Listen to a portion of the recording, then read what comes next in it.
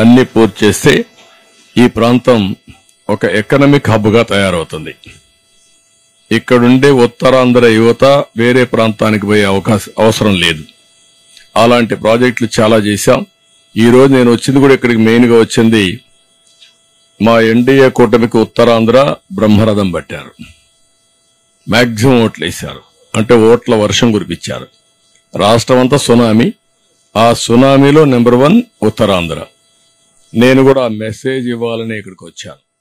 ఎప్పుడు కూడా ఓట్లు వేసిన వర్గాలను గాని ఓట్లు వేసిన ప్రాంతాలను గాని మర్చిపోవడం సబబు కాదు. అందరికీ న్యాయం చేస్తాం, కానీ ఎక్స్ట్రాగా వీళ్ళకి చేయాల్సిన అవసరం ఉంది. ఆ నమ్మకం మా మీద వీళ్ళు పెట్టుకున్నారు. తప్పకుండా దానికోసం నేను వచ్చాను. నా టూర్ ప్రోగ్రాం చూస్తే జిల్లాలో తిరిగే ఫస్ట్ ప్రోగ్రాం ఉత్తరాంధ్రకు వచ్చాను. ఇక్కడి నుంచి మళ్ళా నెక్స్ట్ ఎక్కడికి వెళ్ళాలి, రాయలసీమ వెళ్ళి వెళ్తున్నాను.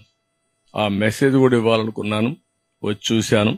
నేను ఒకటే మీ అందరికి హామీ ఇస్తున్నా, 2026 వాళ్ళు జూన్ అంటున్నారు, నేను ఇంకా ముందే తీసుకురమ్మంటున్నాను. దాన్ని ఇంకా ప్రీపోన్ చేయాలి. ఏం చేస్తారు, వర్కౌట్ చేస్తారు.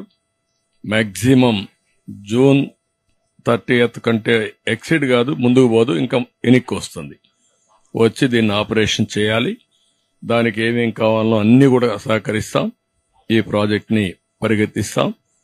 అదే చెప్పాను, రామ్మోహన్ అడిగిరికి వస్తా ఉంటావు. రెగ్యులర్ గా నేను పోలవరం ఎట్టయితే ఇన్స్పెక్ట్ చేశానో మరి ఇన్స్పెక్ట్ చేసి అన్ని రెడీగా ఉన్నాయి. పూర్తి చేయించే బాధ్యత, అనుభవాలు కూడా ఉన్నాయి. మీకు మొత్తం అన్ని ఎయిర్పోర్ట్ చూడొచ్చు.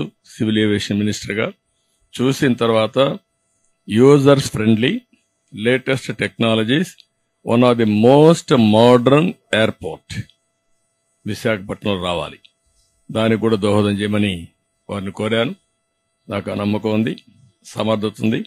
ఆయనకి అదే మరిగా ఫస్ట్ ఎయిర్పోర్ట్ నేను జిఎంఆర్కి ఇచ్చినప్పుడు చాలా టెస్ట్ చేశాను. వాళ్ళని ఒక 20-30 నమూనాలు తయారు చేయమన్నాను.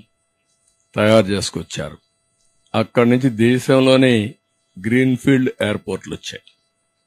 హైదరాబాద్తో ప్రారంభమైన తర్వాత వీళ్లు గ్రో అయ్యారు, దేశం గ్రో అయింది, గ్రీన్ఫీల్డ్ ఎయిర్పోర్ట్స్ వచ్చాయి. ప్యాసింజర్స్ చాలా ఉపయోగపడింది. అభివృద్ధికి ఒక మూలంగా one of the main growth engine గా ఎయిర్పోర్ట్స్ డెవలప్మెంట్ కూడా తయారైంది. We are very happy. అందుకే ఈ 4 విషయాలు మీకు చెప్పడం కోసం ఈ సమావేశం పిలిచాం. మళ్లీ అవసరమైతే మళ్లీ వస్తా. ఇది ప్రారంభం మాత్రం. విశాఖపట్నం రుణం తీర్చుకుంటాం.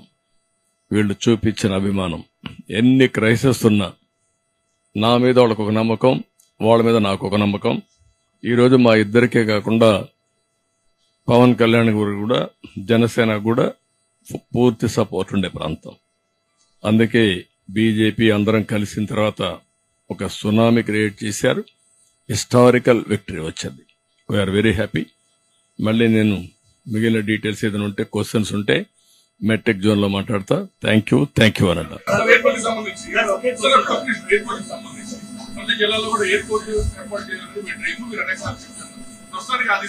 ఇంకా దీంతో సమానంగా 5-6 ఎయిర్పోర్ట్లు వస్తాయి. కుప్పం ఒకటి, దగదర్తి ఒకటి, నాగార్జునసాగర్ ఒకటి, అదే మరి ఇక్కడ మూలపేట కూడా ఆలోచిస్తున్నా. ఇది అవుతానే అది. ఇదే మరి ఇంకా కూడా 1-2 ఎక్కడైతే లాజిస్టిక్స్ చూసుకొని విల్ వర్క్ ఇట్ అవుట్. ఏది ఇప్పుడే మన వాళ్ళు అడిగారు, పి విజయరాజు పేరు పెడితే బాగుంటుంది అనేది కేంద్రం చేయాలి. Will work it out. Thank you.